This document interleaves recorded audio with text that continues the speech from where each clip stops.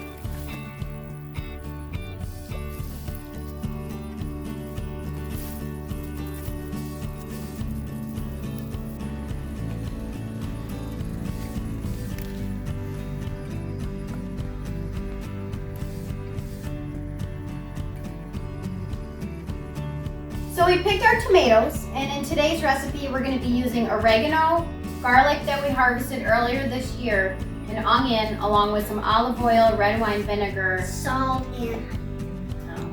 And I found this cool tomato with a face on it.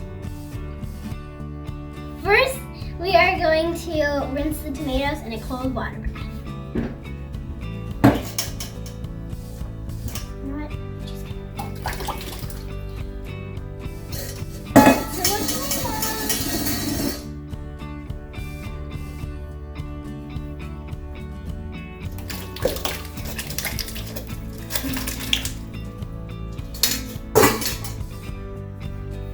one last bowl.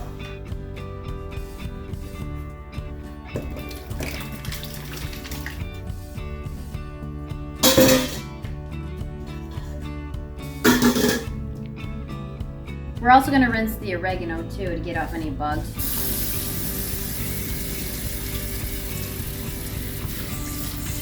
Now we are going to peel some garlic. The knife, and we're going to cut it a little bit more.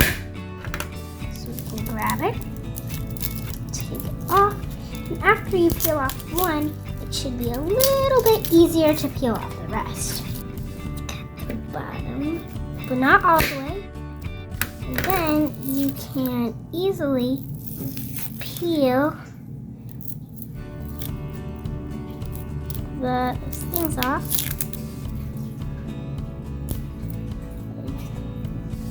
That. Now, it's okay if you leave a little bit of the clear skin on because we're going to rinse it afterwards. And repeat it until you're all done with your garlic. Now that we've rinsed the tomatoes, we can go ahead and begin cutting the tops off and any blemishes that are on there as well. I cut the tops off and then I cut them in half. And then I like to scoop out the seeds. It's up to you if you want to keep the seeds in or not, but I like a nice smooth sauce, so I'll just go ahead and scoop that out and plop that aside. Then you could just toss those in the crock pot. And once that's all filled up, you can add all your other ingredients like the onion and garlic, which we'll show later.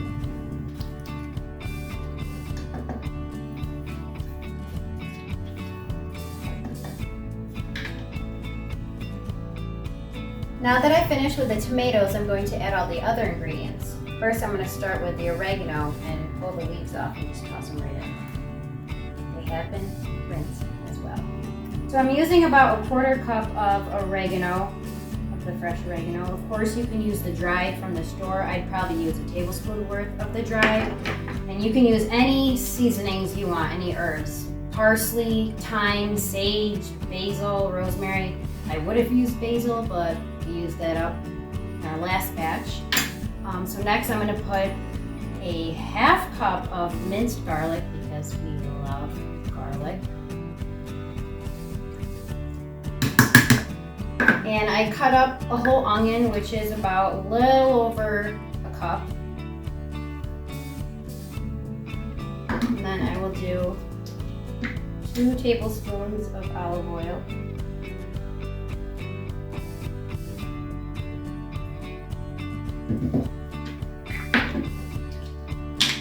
2 tablespoons of the red wine vinegar. 1 teaspoon of salt.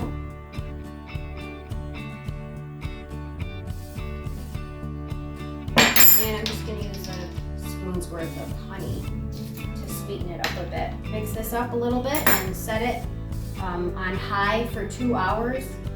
As you see, it's pretty full of everything, but it will boil down to about half of this.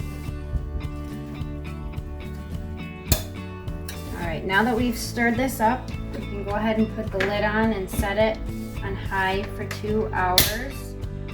And every once in a while you do want to keep stirring to kind of get the flavors all mixed in there. See you in 2 hours. So the 2 hours are up. We're going to check our sauce. See how it's boiled down. Wow, that looks good, smells good. The tomatoes have gotten really soft, and that's what you want to see. Really mushy tomatoes. All right, so this next step, we're going to blend it. You can use a regular blender or an immersion blender. I like to use the immersion blender because you can just blend it right in the crock pot, and it's less messy because with the blender, you're gonna have to pour it in there and probably have to do multiple batches. So I'm just going to go ahead and use this and blend it right up until it's all mush. Looks like a thick sauce.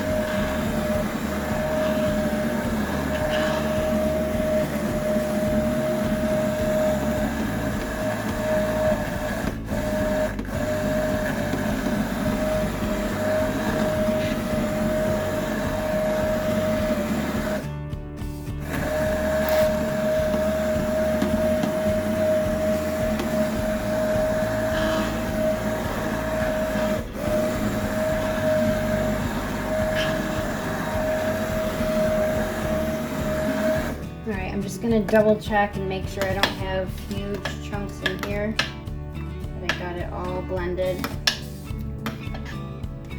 It looks like I got it all blended. If you like it chunky and you don't care about the skins and stuff, you can leave it as is and then just continue to boil it on if you want a thicker sauce, or you could stop if you like it like this. But because we like a smooth sauce, I am going to strain it to get all the skins out.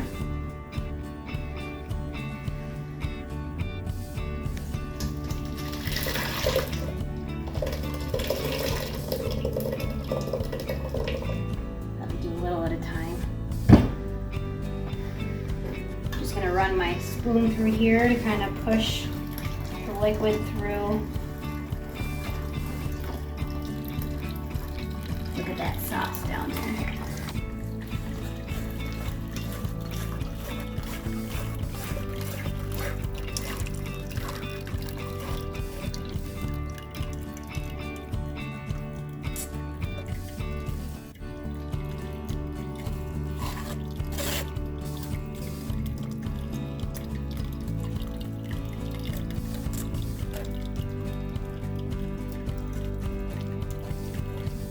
You want to get out as much as you can, because as you'll see, it won't look like much once you do this, but it will be delicious. So we strain this in 2 batches, and as you can see, it can get pretty messy. Got it all over my shirt. So this is the waste over here of the skins. Unfortunately, you will lose your herbs and some of your garlic and stuff, but the sauce will still have the flavors in there.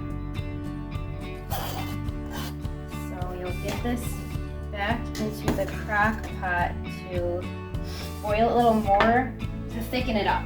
Like I said, you can just stop right here if you like a thin sauce, or you can put it back in with me and thicken it up a little more.